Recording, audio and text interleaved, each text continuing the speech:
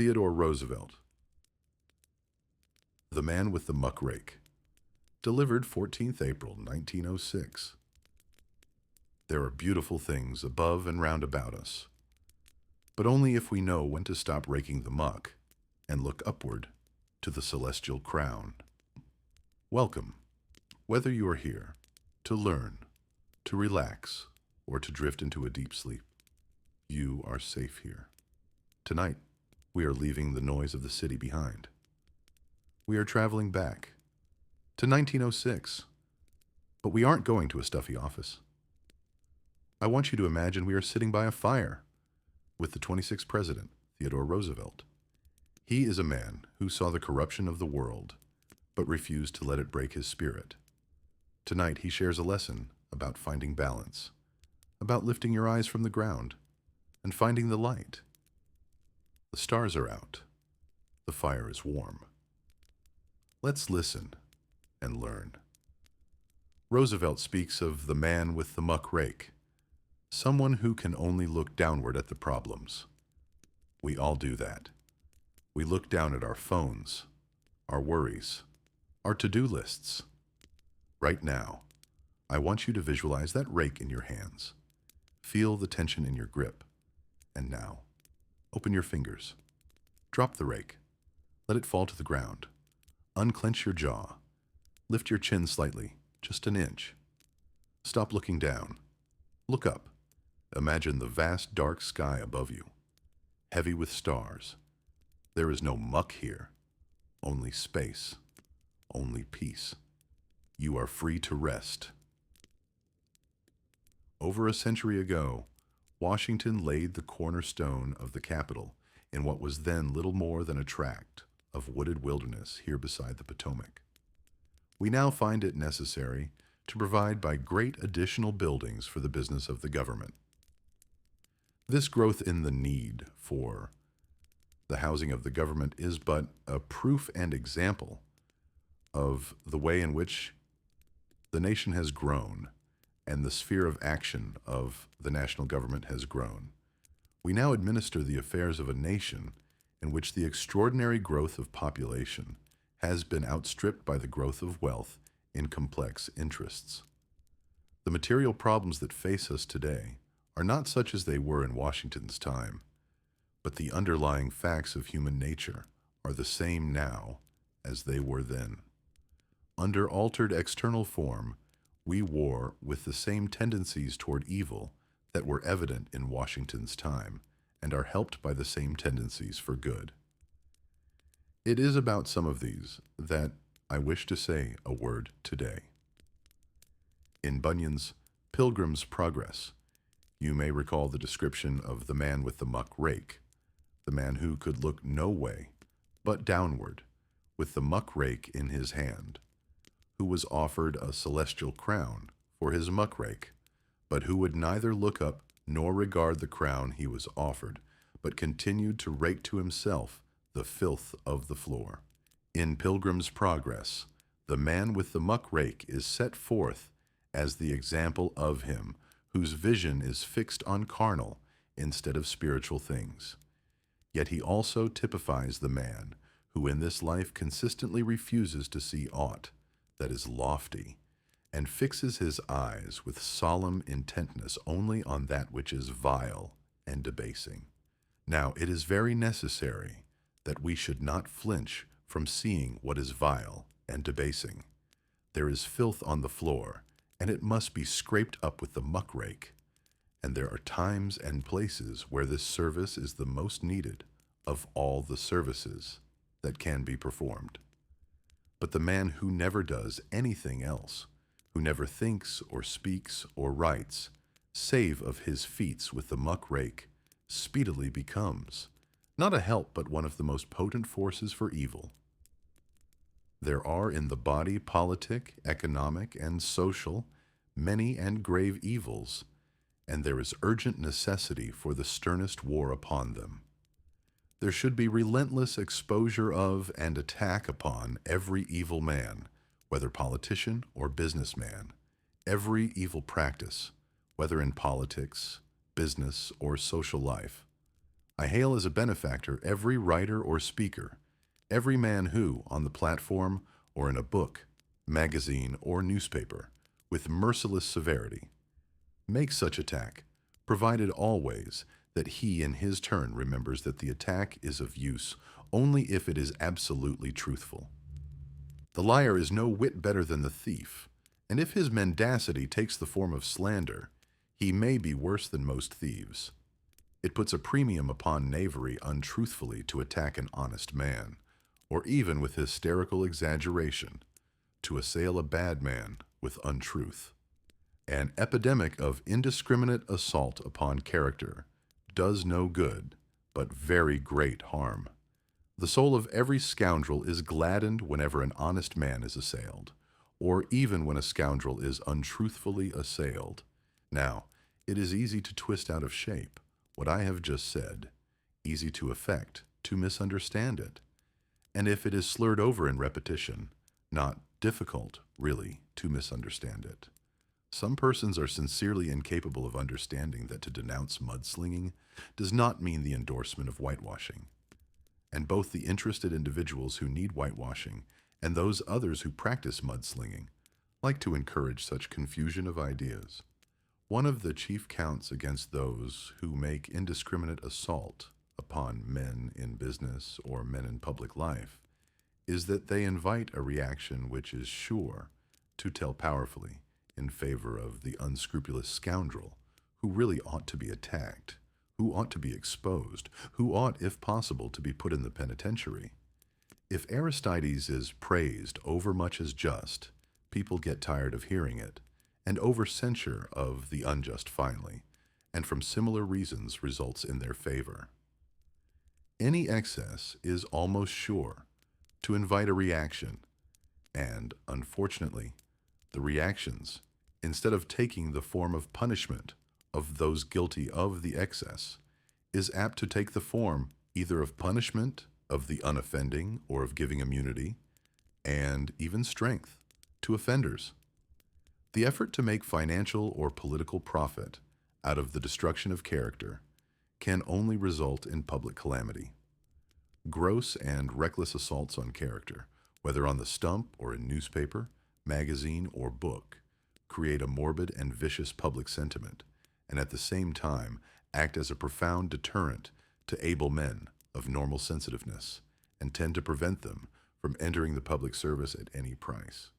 As an instance in point, I may mention that one serious difficulty encountered in getting the right type of men to dig the Panama Canal is the certainty that they will be exposed, both without, and I am sorry to say sometimes within, Congress, to utterly reckless assaults on their character and capacity. At the risk of repetition, let me say again that my plea is not for immunity too, but for the most unsparing exposure of the politician who betrays his trust, of the big businessman who makes or spends his fortune in illegitimate or corrupt ways. There should be a resolute effort to hunt every such man out of the position he has disgraced. Expose the crime and hunt down the criminal, but remember that even in the case of crime, if it is attacked in sensational, lurid, and untruthful fashion, the attack may do more damage to the public mind than the crime itself. It is because I feel that there should be no rest in the endless war against the forces of evil that I ask the war be conducted with sanity as well as with resolution. The men with the muck-rakes are often indispensable to the well-being of society, but only if they know when to stop raking the muck and to look upward to the celestial crown above them, to the crown of worthy endeavor. There are beautiful things above and round about them, and if they gradually grow to feel that the whole world is nothing but muck, their power of usefulness is gone. If the whole picture is painted black, there remains no hue whereby to single out the rascals for distinction from their fellows. Such painting finally induces a kind of moral color blindness, and people affected by it come to the conclusion that no man is really black and no man really white, but they are all gray. In other words, they neither believe in the truth of the attack nor in the honesty of the man who is attacked. They grow as suspicious of the accusation as of the offense. It becomes well nigh hopeless to stir them either to wrath against wrongdoing or to enthusiasm for what is right. And such a mental attitude in the public gives hope to every knave and is the despair of honest men. To assail the great and admitted evils of our political and industrial life with such crude and sweeping generalizations as to include decent men in the general condemnation means the searing of the public conscience. There results a general attitude, either of cynical belief in and indifference to public corruption, or else of a distrustful inability to discriminate between the good and the bad. Either attitude is fraught with untold damage to the country as a whole. The fool who has not sense to discriminate between what is good and what is bad is well nigh as dangerous as the man who does discriminate and yet chooses the bad. There is nothing more distressing to every good patriot, to every good American, than the hard, scoffing spirit which treats the allegation of dishonesty in a public man as a cause for laughter. Such laughter is worse than the crackling of thorns under a pot, for it denotes not merely the vacant mind, but the heart in which high emotions have been choked before they could grow to fruition.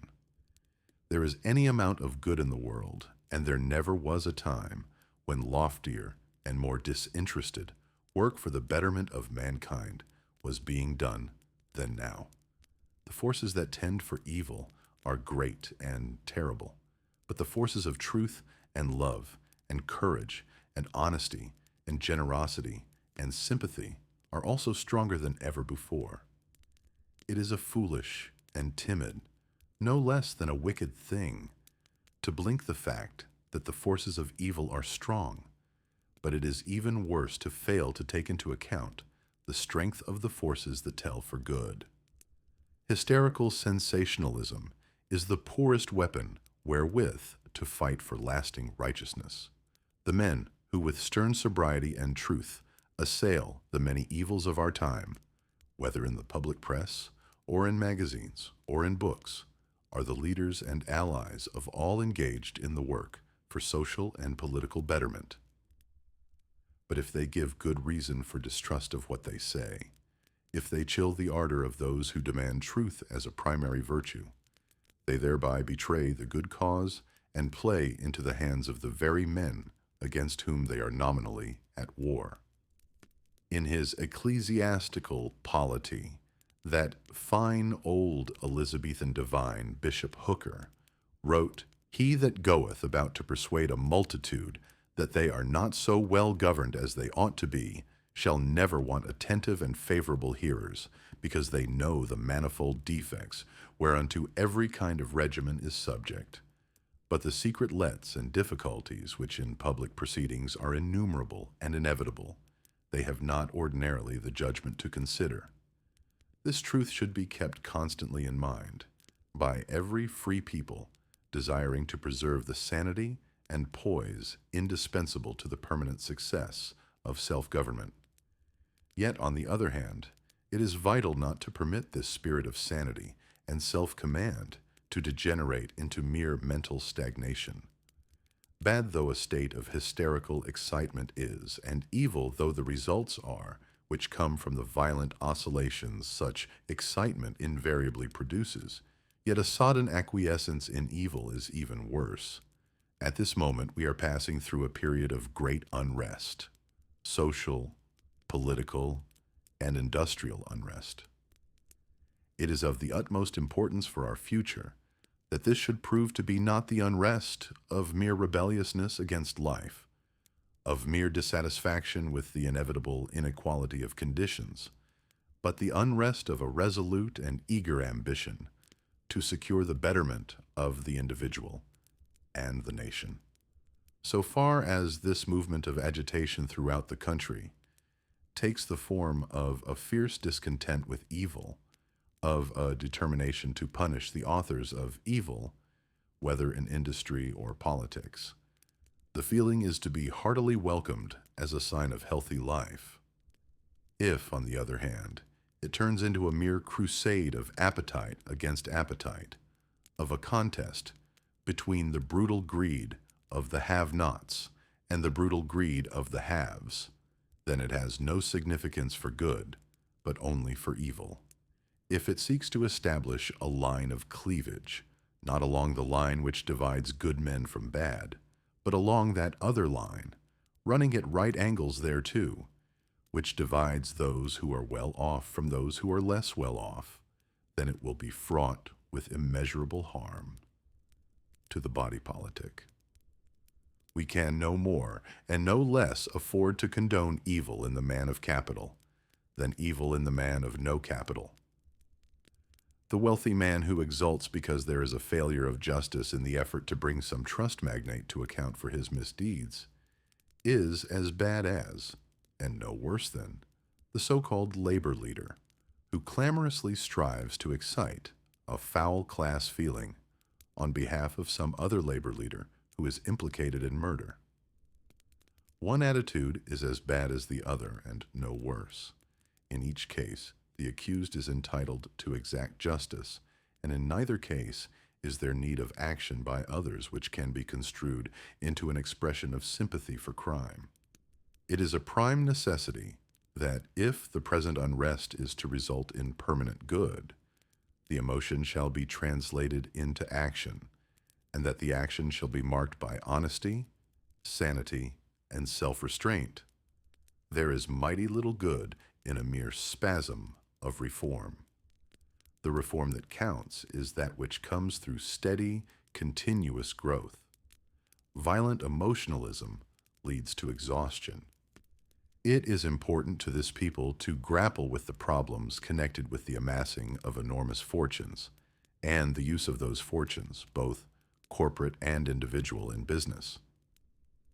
We should discriminate in the sharpest way between fortunes well won and fortunes ill won, between those gained as an incident to performing great services to the community as a whole and those gained in evil fashion, by keeping just within the limits of mere law honesty. Of course, no amount of charity in spending such fortunes in any way compensates for misconduct in making them. As a matter of personal conviction, and without pretending to discuss the details or formulate the system, I feel that we shall ultimately have to consider the adoption of some such scheme as that of a progressive tax on all fortunes, beyond a certain amount, either given in life or devised or bequeathed upon death to any individual. A tax so framed as to put it out of the power of the owner of one of these enormous fortunes to hand on more than a certain amount to any one individual. The tax, of course, to be imposed by the national and not the state government. Such taxation should, of course, be aimed merely at the inheritance or transmission in their entirety of those fortunes, swollen beyond all healthy limits. Again, the national government must, in some form, exercise supervision over corporations engaged in interstate business, and all large corporations engaged in interstate business, whether by license or otherwise, so as to permit us to deal with the far-reaching evils of overcapitalization. This year, we are making a beginning in the direction of serious effort to settle some of these economic problems by the railway rate legislation. Such legislation, if so framed as I am sure it will be, as to secure definite and tangible results, will amount to something of itself, and it will amount to a great deal more insofar as it is taken as a first step in the direction of a policy of superintendence and control over corporate wealth engaged in interstate commerce. This superintendence and control not to be exercised in a spirit of malevolence toward the men who have created the wealth, but with the firm purpose both to do justice to them and to see that they, in their turn, do justice to the public at large. The first requisite in the public servants who are to deal in this shape with corporations, whether as legislators or as executives, is honesty. This honesty can be no respecter of persons. There can be no such thing as unilateral honesty. The danger is not really from corrupt corporations. It springs from the corruption itself, whether exercised for or against corporations. The eighth commandment reads, "Thou shalt not steal." It does not read, "Thou shalt not steal from the rich man." It does not read, "Thou shalt not steal from the poor man." It reads simply and plainly, "Thou shalt not steal." No good whatever will come from that warped and mock morality which denounces the misdeeds of men of wealth and forgets the misdeeds practiced at their expense, which denounces bribery but blinds itself to blackmail, which foams with rage if a corporation secures favors by improper methods, and merely leers with hideous mirth if the corporation is itself wronged. The only public servant who can be trusted honestly to protect the rights of the public against the misdeeds of a corporation is that public man who will just as surely protect the corporation itself from wrongful aggression. If a public man is willing to yield to popular clamor and do wrong to the men of wealth or to rich corporations, it may be set down as certain that if the opportunity comes, he will secretly and furtively do wrong to the public in the interest of a corporation. But in addition to honesty, we need sanity. No honesty will make a public man useful if that man is timid or foolish, if he is a hot-headed zealot or an impracticable visionary. As we strive for reform, we find that it is not at all merely the case of a long uphill pull. On the contrary, there is almost as much of breaching work as of collar work. To depend only on traces means that there will soon be a runaway and an upset. The men of wealth who today are trying to prevent the regulation and control of their business in the interest of the public by the proper government authorities will not succeed, in my judgment, in checking the progress of the movement.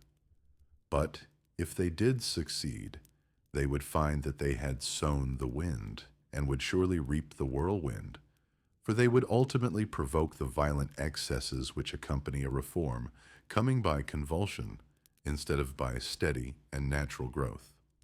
On the other hand, the wild preachers of unrest and discontent, the wild agitators against the entire existing order, the men who act crookedly, whether because of sinister design or from mere puzzle-headedness, the men who preach destruction without proposing any substitute for what they intend to destroy, or who propose a substitute which would be far worse than the existing evils.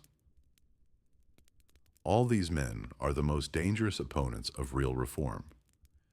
If they get their way, they will lead the people into a deeper pit than any into which they could fall under the present system.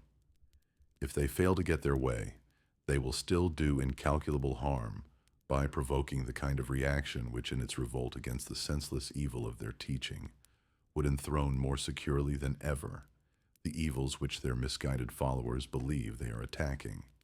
More important than aught else is the development of the broadest sympathy of man for man. The welfare of the wage worker, the welfare of the tiller of the soil, upon these depend the welfare of the entire country. Their good is not to be sought in pulling down others, but their good must be the prime object of all our statesmanship. Materially, we must strive to secure a broader economic opportunity for all men, so that each shall have a better chance to show the stuff of which he is made. Spiritually and ethically, we must strive to bring about clean living and right thinking. We appreciate that the things of the body are important, but we appreciate also that the things of the soul are immeasurably more important. The foundation stone of national life is, and ever must be, the high individual character of the average citizen. The lesson is over. The words drift up into the smoke and vanish into the night sky. The problems of the government, the noise of the critics. It all feels very far away out here. There is only the fire and the wind in the pines. Pull your blanket closer. The world will still be there tomorrow. But for now, look at the stars. Sleep well.